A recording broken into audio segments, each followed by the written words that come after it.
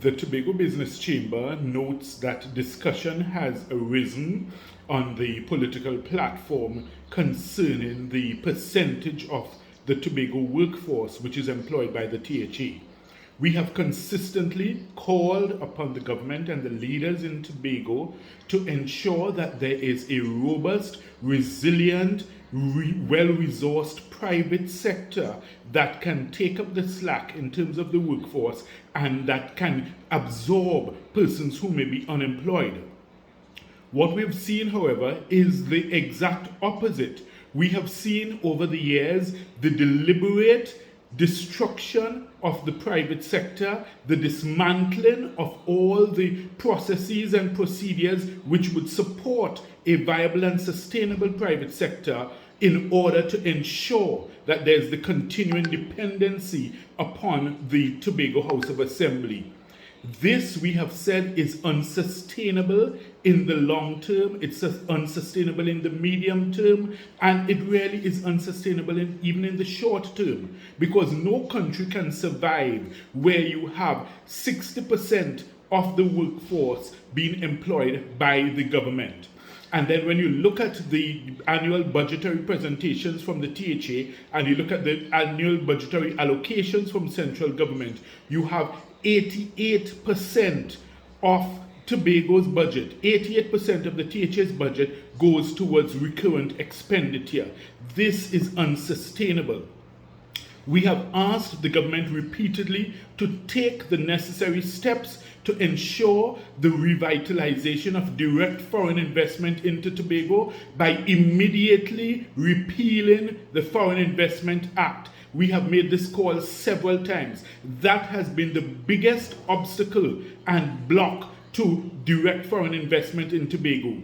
In a scenario where Trinidad and Tobago is crying out, desperately in need of foreign exchange, you have the government still maintaining this absurd, archaic, and obsolescent piece of legislation which is blocking direct foreign investment. All other countries in the Caribbean are welcoming foreign investment. They are encouraging initiatives to bring in foreign investment. Yet we in Tobago are so foolishly clinging on to this absurd piece of legislation which is blocking direct foreign investment. We repeat the call again for the government to immediately repeal the Foreign Investment Act and allow direct foreign investment into Tobago.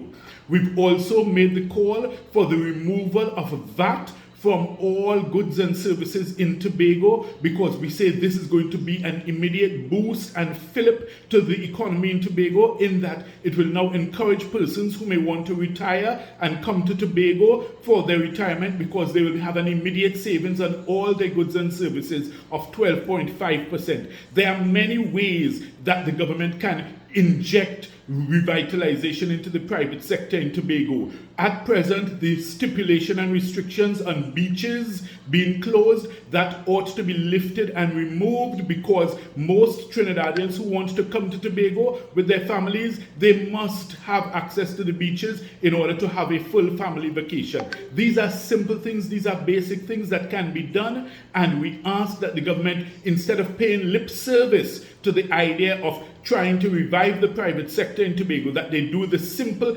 tangible things that are easily achievable, which can be done, and ensure that you have that. We're also asking for vaccinations to be increased, and we have said that if it is that persons do not do it voluntarily, the government ought to consider putting a timeline of 1st January 2022 as the deadline date for mandatory vaccinations to ensure that our economy is able to reopen and get a kickstart for the year 2022. Otherwise, we will be facing 1st January 2023, and we will be still having this type of debate and discussion with no end in sight, because the reality is COVID-19 is not going anywhere soon, and we have to learn to live with it and deal with it and still save lives while preserving livelihoods.